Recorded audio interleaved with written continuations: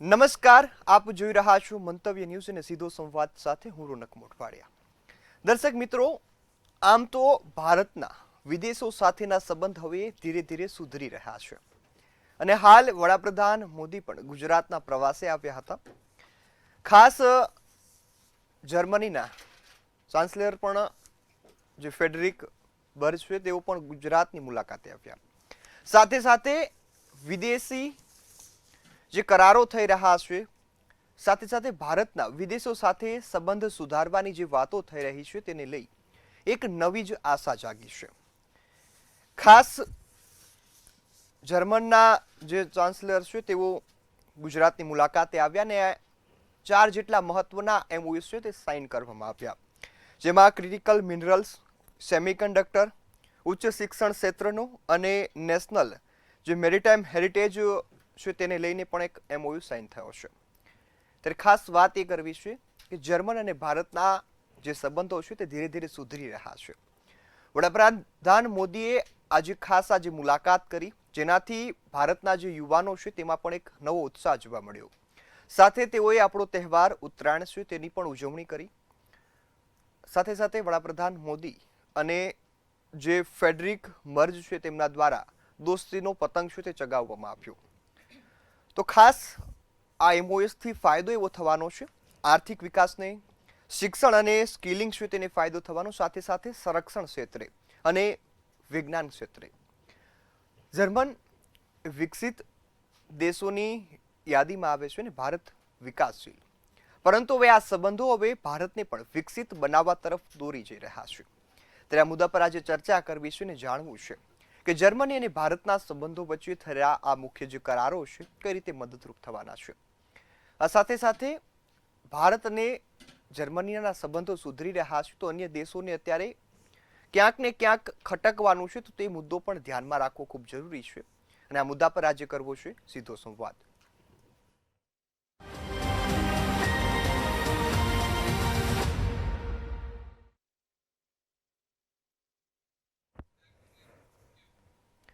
ત્યારે ખાસ આ મુદ્દા પર આજે ચર્ચા કરવી છે કે જર્મની અને ભારત વચ્ચે અત્યારે યુવાનોને ખાસ ફાયદો થાય એ પ્રકારના જે કરારો કરવામાં આવ્યા. સાથે સાથે ટેકનોલોજી ક્ષેત્રે પણ જર્મની ખૂબ આગળ છે, તો એ પણ ભારતને મદદરૂપ થવાનું છે. ડિફેન્સ ક્ષેત્રે પણ તેમનું ખૂબ સારું યોગદાન છે અને આતંકવાદ ક્ષેત્રે ખાસ અવાજ ઉઠાવવામાં આવ્યો. વિશ્વમાં સૌ કોઈ અત્યારે આતંકવાદ સામે જે પીડાઈ રહ્યા છે, ઝઝૂમી રહ્યા છે, ત્યારે ખાસ ભારત અને જે જર્મની છે તેના દ્વારા આ મુદ્દાને ઉઠાવવામાં આવ્યો છે, જે પણ મદદરૂપ થવાનો છે. ત્યારે આ મુદ્દા પર આજે ચર્ચા કરવી છે અને મારી સાથે જોડાયા છે ભાજપમાંથી શ્વેતાબેન બ્રહ્મભટ્ટ અને એક વિશ્લેષક તરીકે મુકેશભાઈ ઓઝા. આપ બંને મહાનુભાવોનું મંતવ્ય ન્યૂઝ પર સ્વાગત છે. શરૂઆત શ્વેતાબેન હું આપનાથી કરીશ. ખાસ જર્મન અને ભારતના સંબંધોની વાત આવે ને મજબૂત થવા જઈ રહ્યા છે, સાથે સાથે મહત્વના 4 કરારો પણ કરવામાં આવ્યા. આ મુદ્દાને કઈ રીતે જોઈ રહ્યા છો, ભારતીય યુવાનોને અને સાથે સાથે ભારતના લોકો અને અર્થતંત્રને કેવો ફાયદો થવાનો? જી પાર્થભાઈ, right, I getting your name Ronak. રોનકભાઈ, સોરી. મેઇન મુદ્દો અત્યારે એવી રીતનો છે, સૌથી પહેલાં બધાને મારા તરફથી ગુડ ઇવનિંગ. અત્યારે જે દુનિયાભરમાં જે અત્યારે હાલત છે, બહુ અસ્થિરતા છે, દેશોની વચ્ચે બહુ તણાવ છે, સપ્લાય ચેઇનને જે અસર થઈ રહી છે, કે જે એનર્જીનું સંકટ ઘેરાઈ રહ્યું છે, આ સમીકરણો વચ્ચે દુનિયાના બધા જ દેશ 3 વસ્તુની એક્સપેક્ટેશન રાખે છે. રિલાયબિલિટી એટલે કે ભરોસો કરી શકાય એ, સ્ટેબિલિટી એટલે કે સ્થિરતા, અને લાંબા ગાળાના જે સંબંધ રાખી શકાય. આ જે 3 વસ્તુ જે છે એ આજે દુનિયાને ભારત એક વિકલ્પ તરીકે આપી રહ્યું છે. અને તમે આજે અગર ચાન્સલરનું જે સ્પીચ છે એ જોશો તો એમને પણ આ જ વસ્તુ કીધી છે કે આ કોઈ સંયોગ નથી કે જ્યારે હું ચાન્સલર બન્યા પછી પહેલી વખત એશિયામાં આવી રહ્યો છું તો હું ભારત દેશને પસંદ કરી રહ્યો છું. એ એમના ખુદના જ નિવેદનથી એ સ્પષ્ટ કરી રહ્યા છે કે જે આપણું વિચારવું છે કે ભારત એક દુનિયાને સ્થિરતા અને રિલાયબિલિટી આપવાનો એક મજબૂત વિકલ્પ તરીકે આવી રહ્યો છે અને એ જ આપણા માટે એક સારી વાત છે. જી બિલકુલ. મુકેશભાઈ, હું આપની પાસે આવીશ. ખાસ દોસ્તીનો પતંગ આજે ચગ્યો છે, સાથે સાથે અનેક યુવાનોમાં પણ આશા જાગી છે. આયુર્વેદ ક્ષેત્રે પણ ખાસ જે વૈશ્વિક સ્તરે લઈ જવાની વાત થઈ છે, ટેકનોલોજી, સેમિકન્ડક્ટર, આ તમામ મુદ્દાઓને આજે આવરી લેવામાં આવ્યા. આ મુલાકાતને આપ કઈ રીતે જોઈ રહ્યા છો? પહેલી વાત તો જે પતંગની સિઝન છે અને આકાશની અંદર ટ્રમ્પનો પતંગ પણ ખૂબ ઊંચે ઉડી રહ્યો છે અને અત્યારે ટ્રમ્પનો જે પતંગ છે એ ગાંડો થઈ ગયેલો છે. એટલે હવામાં આમથી તેમ આટા ફેરા મારી રહ્યા છે અને હવે આજે જે પતંગ ઉડાડ્યો છે, મોદી સાહેબે ફિરકી પકડી છે અને જે ઇકોનોમિક્સ લેવલની વાત કરી છે, જે 4 MOU કર્યા છે, પરંતુ વૈશ્વિક દ્રષ્ટિકોણની અંદર ભારતને અત્યારે વિશ્વના દેશો સાથે સંબંધ નિભાવવો પડે એ મજબૂરી થઈ ગઈ છે. કારણ કે જુઓ કે આ એક સમીકરણ, Germany is the best technology, world best technology જર્મનીની ગણાય. Germany is already developed company, એટલે ખૂબ સારું માર્કેટ છે. Educational level too much high છે, એમનું સ્કિલ પણ ટુ મચ હાઈ છે અને એ લોકો સ્કિલ એક્સપોર્ટ કરવા માંગે છે, ઇમ્પોર્ટ કરવા માંગે છે જર્મની વાળા. તો આજે જે ભારતે જે ખુલ્લું બજાર મૂક્યું છે મિનરલ માટે, સેમિકન્ડક્ટર માટે, સ્કિલ માટે અને વિઝા માટે, જે પણ રજૂઆતો કરી છે, જે MOU થયા છે, એ રેગ્યુલરની વાત છે સાહેબ. એ નિયમિત રીતે થતું આવ્યું છે. પરંતુ મોબાઈલ ટુ મિસાઇલ સુધીની વાત એમણે મૂકી છે. ભારતને એક્સપોર્ટ માર્કેટ વધારવું છે, પરંતુ એ એક્સપોર્ટ માર્કેટની અંદર ભારત યુરો સાથે ડીલ કરવા માંગે છે, રૂપિયા સાથે ડીલ કરવા માંગે છે. એની સ્પષ્ટતા અહીંયા થઈ નથી. એટલે જર્મન ચાન્સલર ફર્સ્ટ વખત જ્યારે ભારતમાં આવ્યા છે, એમનું ખૂબ વાર્મ વેલકમ થયું. આપણે આખા અમદાવાદમાં જોઈએ, ગાંધીનગર જોઈએ તો એમના હજારો પોસ્ટરોથી એમનું માન સન્માન થયું, કાઇટ ફેસ્ટિવલ થયું. પરંતુ જ્યારે વાત એક પોલિસીની આવે છે અને એ પોલિસીની અંદર ભારત અત્યારે ખૂબ સ્ટ્રોંગ પોલિસી સાથે કામ કરવાની જરૂર છે, એ મોદી સાહેબને સમજાયું છે અને એના ઉપર સતત એક કાર્ય કરી રહ્યા છે. ગઈકાલે આપણે રાજકોટની અંદર પણ રિજનલ વાઇબ્રન્ટ સમિટ આપણે જોયું, તો જે પ્રમાણે ત્યાં વિદેશના લોકો આવી રહ્યા છે, Bharat is a very good ground. 140 કરોડના માથા છે, મોટું બજાર છે. એટલે ભારતને તમામ દેશો સાથે બિઝનેસ કરવો પણ છે, ભારતને પણ કરવો છે ને એમને પણ કરવો છે. પરંતુ અત્યારની જે સમસ્યાઓ છે, એક વિશ્વની અંદર 14 દેશો વચ્ચે યુદ્ધ ચાલી રહ્યું છે. આપણે જોઈ રહ્યા છીએ કે 14 થી 16 દેશો એકદમ ડિસ્ટર્બ ચાલી રહ્યા છે. આપણે US જો 500% ટેરિફ લાવવાની વાત કરી રહ્યા છે અને કદાચ જો એમનું બિલ સંસદમાં પાસ થઈ જાય અને 500% ટેરિફ નાખે તો અમેરિકા તો ભૂલી જવાનું. એટલે વિશ્વના બીજા અન્ય દેશો સાથેના જે સંબંધો વિકસાવવામાં અને પરિપક્વ બનાવવામાં મોદી સાહેબની અગ્રીમ ભૂમિકા દેખાઈ રહી છે અને એ વિશ્વસનીયતા છે. AI લેવલે એ જે વિઝન મૂક્યું છે મોદી સાહેબે પોતાની સ્પીચની અંદર, એટલે ભારત અને જર્મનીનું AI વિઝન જે છે એ એક સમાન છે. તો એની અંદર ખૂબ મોટો ડેવલપમેન્ટ આપણને ભવિષ્યમાં જોવા મળી શકે છે. પરંતુ જે ઇકોસિસ્ટમ છે જર્મનીની અને ભારતની, જે ઇકોસિસ્ટમ છે એમાં ખૂબ મોટો અંતર છે સાહેબ. એટલે એ એમની જે ક્વોલિટી ગ્રેડ માંગે છે, German quality, Europe quality, US quality અને ભારતની ક્વોલિટીની વચ્ચે થોડો ઘણો અંતર છે. એટલા માટે ભારતે હવે જે ડિફેન્સ ના જે સાધનો વેચવા છે, એ જર્મની સાથે ડિફેન્સના કરાર કરી અને સાધનો વેચશે, ચોક્કસ વેચશે અને એનાથી એક માર્કેટ નવું આપણને ભવિષ્યમાં સારું નવું માર્કેટ દેખાય એવું મને લાગે છે. વિઝા ફ્રી પોલિસી ઉપર પણ એમને વાત કરી છે, પરંતુ એનું મને બહુ સ્પષ્ટતા ખ્યાલ નથી કે જર્મની જેવા દેશ માટે, યુરોપ જેવા દેશ માટે જો વિઝા ના કઈ શરતો, કઈ કન્ડિશન, કઈ રીતે આપવામાં આવે છે, એની વધુ માહિતી કદાચ મને મળશે તો એના ઉપર આપીશ. પરંતુ ઇનોવેશન ક્ષેત્રની અંદર ભારત અને જર્મની કંઈક બંને દેશ મળીને કંઈક કરવા તૈયાર છે, એવો એક સંદેશ મને આજે જોવા મળ્યો છે. જી બિલકુલ. શ્વેતાબેન, હું આપની પાસે આવીશ. જે રીતે મુકેશભાઈ વાત કરી, ખૂબ સરસ રીતે જણાવ્યું કે, અને સાથે સાથે હું આપને એ પણ પૂછીશ કે આજે તો આ MOU સાઇન થઈ ગયા છે, અનેક દેશના જે નેતાઓ છે તે આવી અને ભારત સાથે એક દોસ્તીનો હાથ અત્યારે લાંબો કરી રહ્યા છે. પરંતુ સેમિકન્ડક્ટર ઉદ્યોગની વાત હોય કે ગુજરાતમાં વિકસાવવામાં આવશે, તો એ ઉદ્યોગથી પાણી અને સાથે સાથે જે ઉર્જા છે તેનો સૌથી વધુ ઉપયોગ એ સેમિકન્ડક્ટરમાં થતો હોય, તો કદાચ એ ગુજરાતને નડે એવું લાગે છે ખરા આપને? જી, હું એનો આન્સર આપું એને પહેલાં બસ હું એક વાત ખાલી ક્લેરિફિકેશન આપું છું કે કહેવા માગું છું કે જેમ કહ્યું કે જે થઈ રહ્યું છે એ નોર્મલ છે. એકચ્યુઅલી આપણે છે ને ડિફરન્સ જોઈએ કે નવું શું થઈ રહ્યું છે, કે અલગ શું થયું અત્યારે આજે થઈ રહ્યું છે એમાં. તો જર્મની જે છે એ છેલ્લા 25 વર્ષથી ભારતનું સ્ટ્રેટેજિક પાર્ટનર છે, એટલે આજે એની પણ એક એનિવર્સરી જેવું થઈ રહ્યું છે. પણ તમે જોશો, અગર આંકડાને તમે જોશો તો છેલ્લા 10 વર્ષમાં જે $20 બિલિયન બાયોલેટરલ ટ્રેડ થતું હતું એ આજે $50 બિલિયન ક્રોસ કરી ગયું છે. આ તો થયું એબ્સોલ્યુટ નંબર. બીજો તમે ઇમ્પોર્ટન્ટ મુદ્દો જોશો તો તમે એ પણ નોટિસ કરશો આની અંદર કે પહેલાં જે છે એ ટ્રેડ થતું હતું કે હું તમારી પાસે વસ્તુ ખરીદું, તમે મારી પાસે વસ્તુ ખરીદો, એ ટ્રેડ સુધી સીમિત હતું. એ બદલાવ આજે ઇન્વેસ્ટમેન્ટ પર આવ્યું છે. હું તમારા ભવિષ્યમાં ઇન્વેસ્ટ કરું છું, તમે મારા ભવિષ્યમાં ઇન્વેસ્ટ કરો છો. હું તમારી પાસે ટેકનોલોજી ખરીદતો નથી, પણ તમે અહીંયા આવશો અને મને ટેકનોલોજી વિકસાવવામાં મારી મદદ કરશો. એટલે આ જે છે એક લોંગ ટર્મ વિઝન અને લોંગ ટર્મ પાર્ટનરશિપમાં આજે કોઈ દેશ તમારી પર ઇન્વેસ્ટ કરવાનું ત્યારે વિચારે, તમારા ભવિષ્યમાં ત્યારે વિચારે જ્યારે એને લીડરશિપ પર ભરોસો હોય, જ્યારે એને દેશના ભવિષ્ય પર ભરોસો હોય ત્યારે ઇન્વેસ્ટ કરવાનું વિચારે, નહીં તો એ ટ્રેડ સુધી જ સીમિત રહે. ઇવન ધ સેક્ટર્સ, જેમ તમે કહ્યું કે ગ્રીન એનર્જી, રિન્યુએબલ એનર્જી કે ક્રિટિકલ મિનરલ્સ કે એઆઈ કે ટેકનોલોજી, આ બધા જ ભવિષ્યમાં અને દુનિયાને બદલવાવાળા ભવિષ્ય જે અત્યારનું જે ભવિષ્ય મતલબ અત્યારનું જે પ્રેઝન્ટની જે હકીકત છે એના કરતાં એક અલગ જ દુનિયા જે છે એની પાછળ અને જેની માટે લોંગ ટર્મ પ્લાનિંગ જોઈએ એની માટેના આ બધા એમઓયુઝ થઈ રહ્યા છે.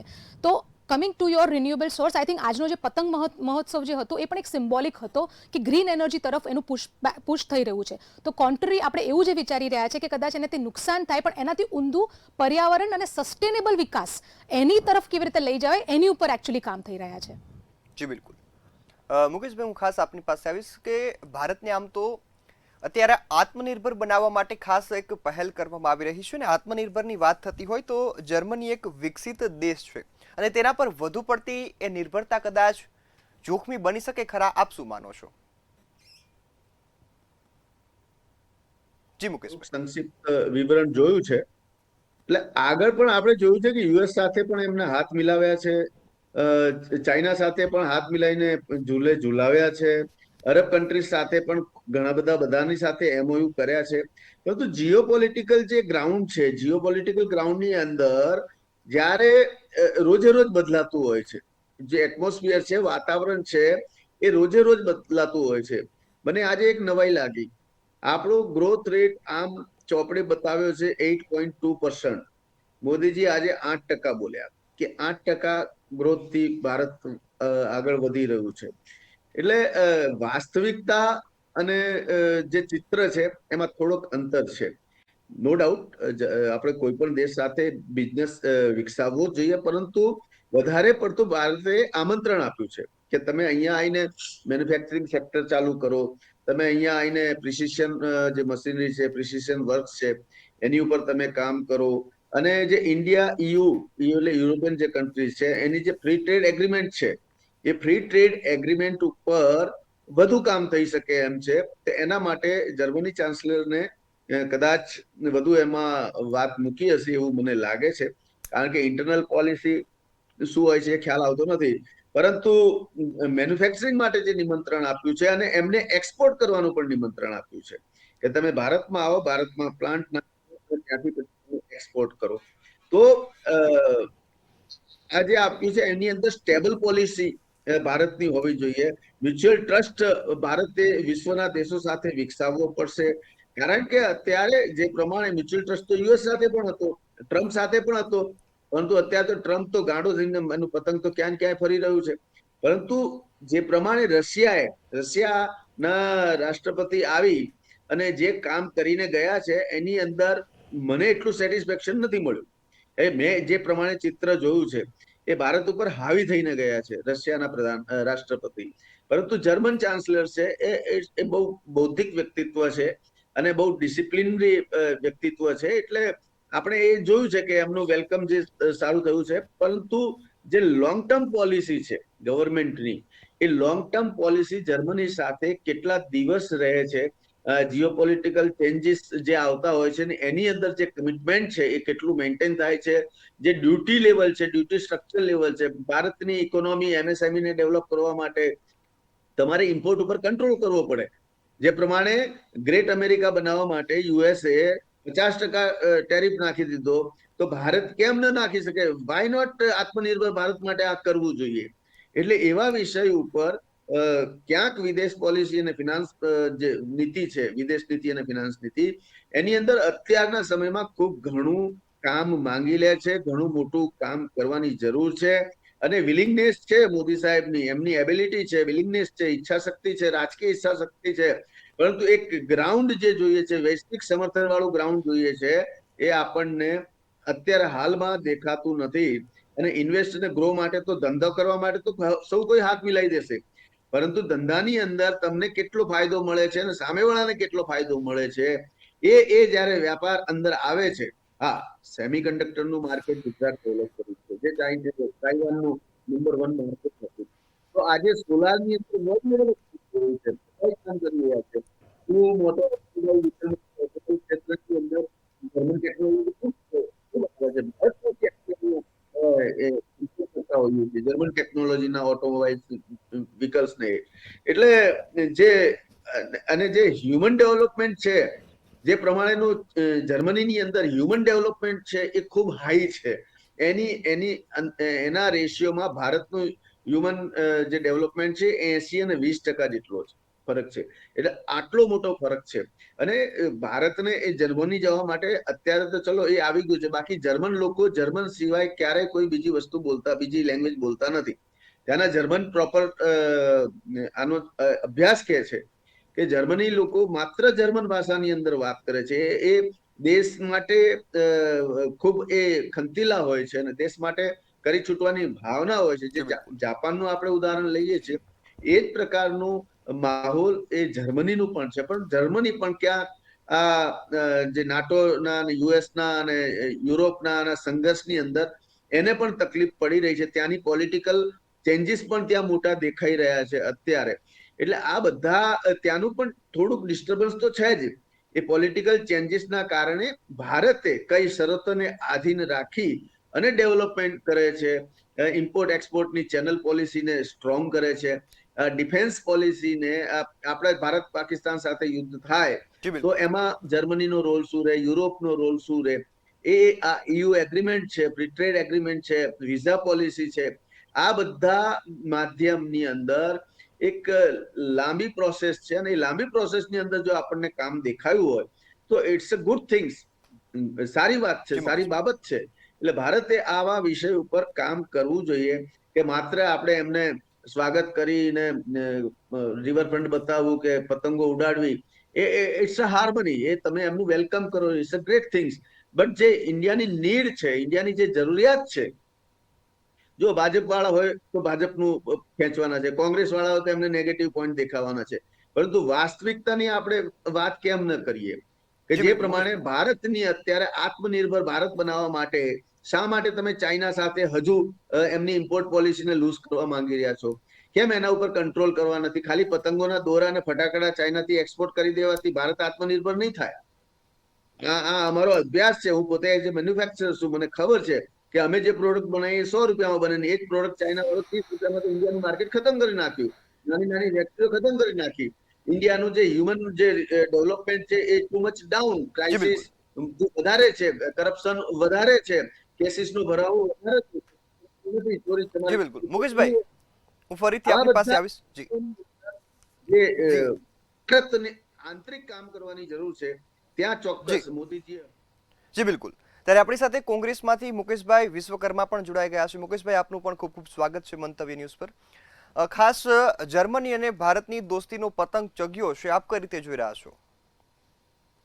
જો મારી જે સમજણ છે એ પ્રમાણે અને કોંગ્રેસ પક્ષની વિચારધારા એ પ્રમાણે જોઈએ તો સૌથી પહેલા હું મુકેશભાઈ ઓઝાને કહેવા માંગુ છું કે કોંગ્રેસ પક્ષ વિરોધમાં જરૂર છે અને લોકશાહીના બંધારણ પ્રમાણે એક સત્તા પક્ષ હોય અને એક વિરોધ પક્ષ હોય, અને એની અંદર વિરોધ પક્ષ હોય છે જ એટલા માટે કે સત્તા પક્ષની જ્યાં ત્રુટિ હોય તેને કાન આંબળીને બતાવે, એટલે એને નેગેટિવ ન માનતા વિરોધ પક્ષને પોઝિટિવ લેવા વિનંતી. બીજી વાત કહું છું કે તમે સમજો કે કોઈ પણ દેશ સાથે ભારત સંબંધ રાખે, પછી એ વ્યવસાયિક હોય કે કોઈ પણ સંબંધ હોય, એની અંદર ક્યારે પણ નુકસાન ન હોઈ શકે.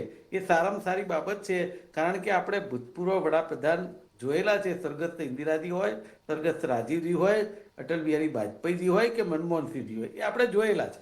અને એ વિદેશ નીતિ એટલા માટે એ અખ્તિયાર કરવી પડે કે આપણા ભારતીયો અને ગુજરાતીઓ આખા વિશ્વમાં રહે છે, એના કારણે પણ આપણે એક વિદેશ નીતિ સારી રીતે અખ્તિયાર કરવી જોઈએ.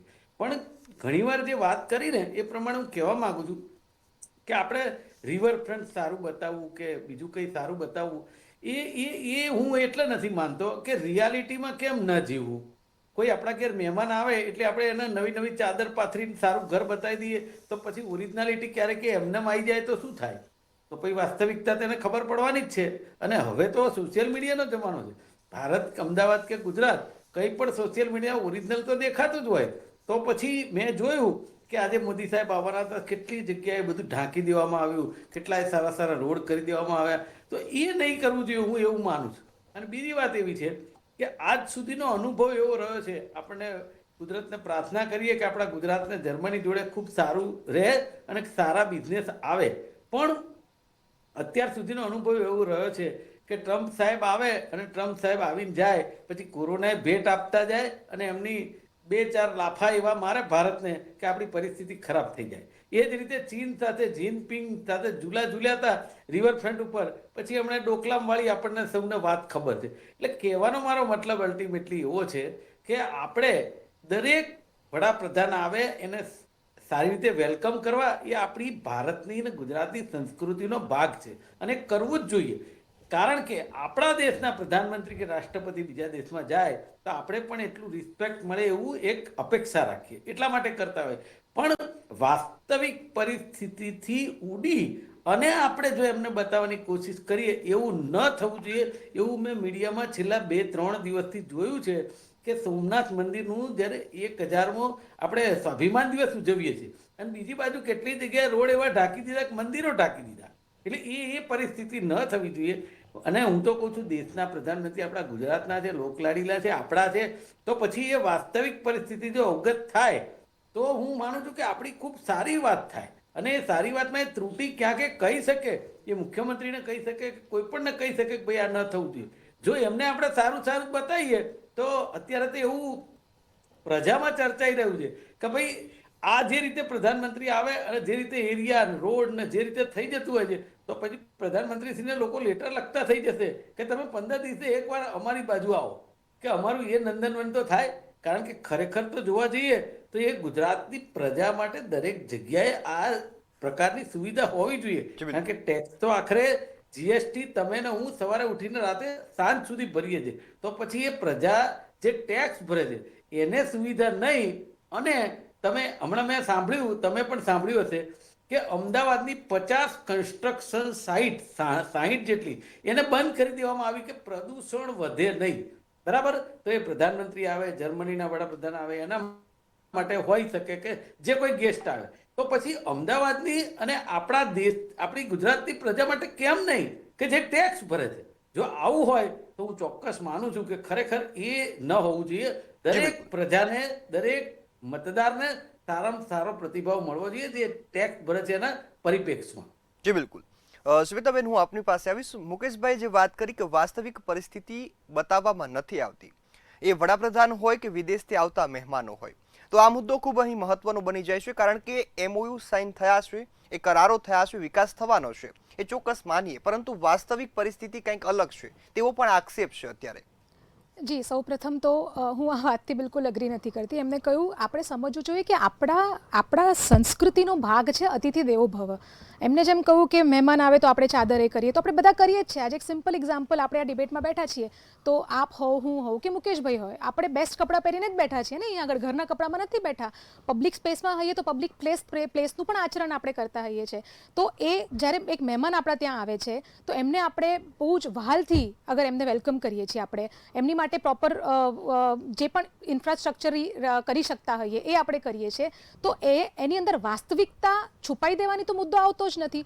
વાસ્તવિકતાની જ્યાં સુધી વાત છે ત્યાં સુધી વાસ્તવિકતા એ જ છે કે જર્મની આજે જે યુરોપની ઔદ્યોગિક આત્મા જેને કહેવાય, એ આજે ભારતને પસંદ કરીને ભારતમાં આજે આવી રહ્યું છે. કારણ કે એ પોતાના ફાયદા માટે પોતાનું નુકસાન કરીને તો નહીં આવે, એને પણ પોતાનો ફાયદો દેખાઈ રહ્યો છે. એક સ્ટ્રેટેજિક પાર્ટનરશિપ જોઈ રહ્યું છે, બંને દેશ સાથે રહીને બંને દેશના લોકોના માટે વિકાસ માટે કામ કરી રહ્યા છે. અને એ પાસ્ટમાં પણ દેખાયું છેલ્લા 10 વર્ષમાં, જેમ મેં આપને આંકડો આપ્યો કે $20 બિલિયન થી $50 બિલિયન સુધી પહોંચ્યા. અગેન આ કોઈ ટેમ્પરરી ટ્રેડ નથી, ઇન્વેસ્ટમેન્ટ્સ થઈ રહ્યા છે, ભવિષ્યમાં રોકાણ થઈ રહ્યું છે. એની સાથે સાથે એ પણ છે કે ગ્લોબલ સમીકરણોમાં બીજી બધી ઇકોનોમીઝની જે હાલત છે એની સામે ભારત આજે દુનિયાભરમાં સૌથી વધુ સ્પીડથી વિકસિત થતી ઇકોનોમી છે. તો આ હકીકત તો આ જ છે. ના તમે એ હકીકતને જુટલાઈ શકશો કે દેશ પ્રગતિ કરી રહ્યું છે, ના તમે એને કરી શકશો કે બીજા દેશો ભારતમાં ઇન્ટરેસ્ટ લઈ રહ્યા છે, ના તમે આંકડાને જુટલાઈ શકશો. તો આ ફેક્ટ છે. અને એમાં પણ તમે જુઓ છો કે બીજા દેશોને ભારતના ભવિષ્યમાં વિશ્વાસ છે. તો આ હકીકત તો છે જ. પણ એને તમે એમ કરીને ઢાંકી દેવું કે કેમ તમે અમદાવાદને સજાવ્યું, તો આઈ થિંક એ આપણા સંસ્કૃતિ, આપણા સંસ્કારનો એક ભાગ છે કે આપણા ત્યાં ક્યારેક કોઈ વ્યક્તિ આવે, આપણા ઘરમાં કોઈ મહેમાન બનીને આવે તો આપણે આપણું બેસ્ટ જ એને પ્રોવાઈડ કરશું. તો એનાથી હકીકત નથી ઢંકાઈ જતી. જી બિલકુલ. જી મુકેશભાઈ, આપ કઈ કહેવા માંગતા હોય આ વિષય પર? મારી બેન કંઈક ઊંધું સમજ્યું એવું લાગ્યું કે અમદાવાદ કેમ સજાવ્યું એવું નથી કીધું મેં, સોમનાથ કેમ સજાવ્યું એવું નથી કીધું મેં એવું કહ્યું છે કે સવારે ઉઠીને રાત સુધી ટેક્સ જીએસટી ભરતા લોકો માટે આવી સગવડ 365 દિવસ કેમ ના હોય એની મેં વાત કરી. જે 60 કન્સ્ટ્રક્શન સાઇટ જે અમદાવાદમાં બંધ કરી દેવામાં આવી કારણ કે એનું પ્રદૂષણ થાય છે, તો પ્રધાનમંત્રી કે જર્મનીના વડાપ્રધાન આવે ને બંધ થઈ જાય તો એ પ્રજા માટે કેમ નહીં? બેન, મેં આ વાત કરી છે. જીવનની અંદર ક્યારે અમારી ખોટી વાત ના હોય. મુકેશભાઈ એમની પાસેથી જવાબ પણ લઈ લે. સગવડ મળે એ જ સગવડ આપણા ગુજરાતીને અમદાવાદને મળવી જોઈએ એવું મારું કહેવું છે.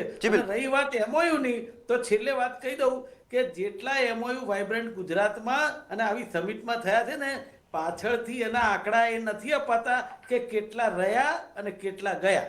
જી બિલકુલ. જી શ્વેતાબેન, આ વાતનો તમે જવાબ આપવા માંગતા હોય? જી, પહેલી વસ્તુ તો એમ આજે જ એ આંકડા ગઈકાલે જ બહાર પડ્યા છે કે ઓલમોસ્ટ 70% જે એમઓયુ, જેમ કે હું વીજીઆરસીની વાત કરું, 70% જે એમઓયુ સાઇન થાય છે એ પૂરા થાય છે.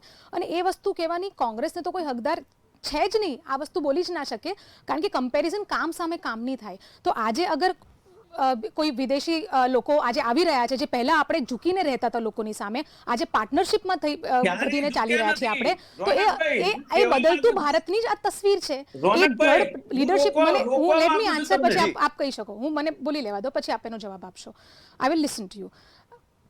આ બદલતા ભારતની જ તસવીર છે. અને ભારતના નાગરિકો માટે પણ જે પ્રકારના કાર્યો થઈ રહ્યા છે, એમનેમ તો ઇકોનોમિક ગ્રો થઈ નથી રહી. એમ જ ઇકોનોમી કેવી રીતે ગ્રો થાય? આજે જે પણ જ્યારે ઇકોનોમી ગ્રો થાય છે તો એક વ્યક્તિ સુધી એના શું કહેવાય એના ઇફેક્ટ્સ પહોંચી રહ્યા છે, ચાહે જોબ્સમાં હોય, ચાહે બિઝનેસીસમાં હોય, કે તમારી ખુદની લાઇફસ્ટાઇલની અંદર હોય, અને પહોંચી રહ્યા છે. એ પણ નાગરિકો એને જોઈ રહ્યા છે. તો આની અંદર કંઈ જુટલાવા જેવી કોઈ વાત તો છે નહીં. તો તમે તમારી કોમન સેન્સથી પણ તમે જોઈ શકો છો કે દેશ કઈ તરફ વધી રહ્યું છે આગળ. જી બિલકુલ. મુકેશભાઈ ઓઝા, હું આપની પાસે આવીશ. સમયની મર્યાદા છે, ટૂંકમાં જવાબ આપશો. ખાસ પક્ષ વિપક્ષની આપણે વાત સાંભળી, પરંતુ વાસ્તવિક સ્થિતિ શું છે એમઓયુની? કેટલા કેન્સલ થયા છે? આપ શું માનો છો કે સક્સેસ રેટ શું છે? સાહેબ, જ્યારે પબ્લિક જૂઠ બોલતી હતી ને ત્યારે મીડિયા સાચું બોલતું હતું, અને પોલિટિકલ જ્યારે જૂઠ બોલવાનું ચાલુ કર્યું ને એટલે મીડિયાએ પણ જૂઠ બોલવાનું ચાલુ કર્યું. એટલે પબ્લિકે છે ને પેલા જૂઠ બોલતી હતી, હવે પબ્લિક સાચું બોલવાનું ચાલુ કર્યું, અને પબ્લિક હવે સોશિયલ મીડિયા પર સાચું બોલવાનું ચાલુ કર્યું. હવે બેને ઇકોનોમિક ગ્રોથની વાત કરી તો એમને આંકડા સાથે સરખાવો કે જ્યારે 100 કરોડની આબાદી હતી ત્યારનું જે ઇકોનોમિક ગ્રોથ હતું અને આજે 140 કરોડના ઇકોનોમિક ગ્રોથ છે, તો બે વચ્ચેના ડિફરન્સમાં બહુ મોટી ગેપ છે. જો વસ્તી વધશે, નાના મોટા વ્યાપાર થશે, તો જીએસટી આવશે, આંકડા વધશે. જે પ્રમાણે પેલા 5% લઈને સીધા 18% આંકડા કર્યા, અને જે પ્રમાણેના ટેક્સેશન કર્યા, જે પ્રમાણેના ઓનલાઈન કર્યા, તો આ એક ફુગ્ગો છે. અને આ જ્યારે ફુગ્ગો ની અંદર હવા ભરાઈ છે, વાસ્તવિકતા જ્યારે તમે ફેક્ટરીઓમાં જાઓ, જીઆઈડીસીમાં જાઓ, ઇન્ડસ્ટ્રીયલ એરિયામાં જાઓ અને એમને વ્યક્તિગત પૂછો, ત્યારે ખબર પડે કે આ અંદરની આંતરિક હાલત શું છે. એટલે મારે એ વાત નથી કરવી. વાસ્તવિકતાની જ્યારે વાત કરી, ધરાતલ પર રહીને જ્યારે વાત કરી છે, હું આવકારું છું મોદી સાહેબ બધા જ પગલા સામર્થ્યવાળા લે છે, સારા કરે છે, લે છે. એ એમને ચિંતા પણ છે અને ચિંતા પાછળ દોડી પણ રહ્યા છે. પરંતુ જ્યારે જસ ખાટવાની વાત આવે છે, મુકેશભાઈ હું ફરીથી આપની પાસે આવીશ. અત્યારે સમયની મર્યાદા છે, હું આપને રોકવા માંગુ છું. એક અલગ મોદીજીની છબી બતાવવાની વાત આવે છે. જી મુકેશભાઈ વિશ્વકર્મા, ખાસ આપ આપનો અભિપ્રાય આ મુદ્દા પર ટૂંકમાં આપશો, કારણ કે સમયની મર્યાદા છે. તો મારી બેન કોમન સેન્સની વાત કરતી હતી ને, તો બેનને કહેવા માંગુ છું કે કોમન સેન્સ ત્યારે ક્યાં ગઈ હતી કે જ્યારે ટ્રમ્પ સાહેબે 500 કરોડ ટેરિફની વાત કરી. ડોકલામનો મુદ્દો તમને ખબર હશે, જિનપિંગ ઝૂલીને ગયા, ડોનાલ્ડ ટ્રમ્પ અહીંયા કોરોના આપીને ગયા હતા, ત્યારે કોઈની કોમન સેન્સ કામ નથી લાગી. માત્ર આપણા સંબંધો સાચવવા માટે આપણે આપણો ઉપયોગ દેશનો ન કરી શકાય. આપણે 145 કરોડ જનતાના એક આગેવાન છીએ, ત્યારે જનતાને પરિપ્રેક્ષમાં રાખવી પડે, સંબંધને નહીં. જી બિલકુલ. સમયની મર્યાદા છે એટલે કાર્યક્રમ અહીં સમાપ્ત કરવો પડશે. આપ સૌ મહાનુભાવો મારી સાથે જોડાયા એ બદલ આપનો ખૂબ ખૂબ આભાર. તો ખાસ આ હતા નિષ્ણાતોના મત. ત્યારે આગામી સમયમાં એ પણ જોવા મળશે કે સક્સેસ રેટ શું છે ને જે પણ કરારો થયા છે ફાયદો કેટલો અપાવશે. હાલના મુદ્દામાં ફક્ત આટલું જ. ફરી મળીશું એક નવા વિષય સાથે. ત્યાં સુધી મને રજા આપશો. નમસ્કાર.